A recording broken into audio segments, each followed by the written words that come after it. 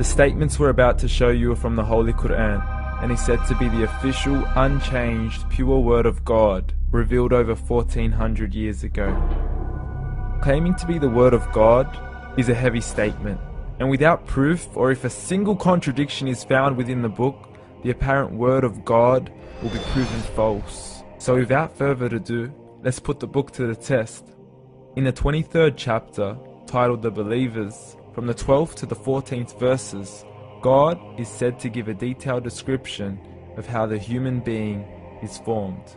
It begins by saying, "We then placed him as a sperm drop in a place of settlement, firmly fixed.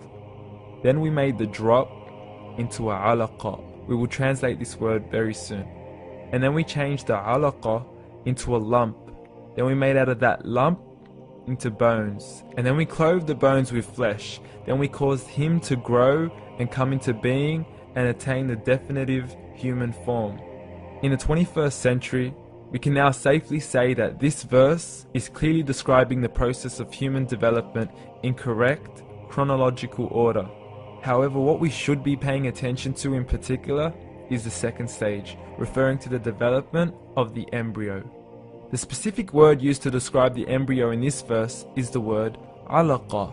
The word alaqa, when translated into English, can mean three separate things. Firstly, a blood clot, or to be suspended, that is to be hanging or clinging to something, or thirdly and finally, a leech. Now, all three definitions don't come anywhere near what we perceive to be the human embryo. So, why are these words used, and what significance do they share with the human embryo? Can the embryo be described as a blood clot? Well, what do you think? In the third week of embryonic development, a tubular heart joins with the blood vessels to form a primordial cardiovascular system, and by the end of the third week, the blood is circulating and the heart begins to beat on day 21. The first thing that comes to mind in regards to being suspended or hanging is the umbilical cord. But we can't use that example because we are simply referring to step 2, before the baby has even formed. But we now know today that the umbilical cord is formed from the connecting stalk. And the connecting stalk is formed as soon as the embryo is formed. The embryo's connecting stalk has even been described by John Allen and Beverly Kramer as an object to suspend the developing embryo in the extra-embryonic column. So an embryo is suspended and does have a strong resemblance with a blood clot. What on earth would an embryo have to do with a leech? Figure A shows the structure of an embryo at 25 days. Figure B shows a leech. Now please note once again that the embryo in this stage is no greater than the size of a kernel of wheat. This is an X-ray of the embryo at 22 days. This is the internal structure of a leech. It's mind-blowing stuff, but you still haven't seen anything yet. This is the head of the embryo at 22 days.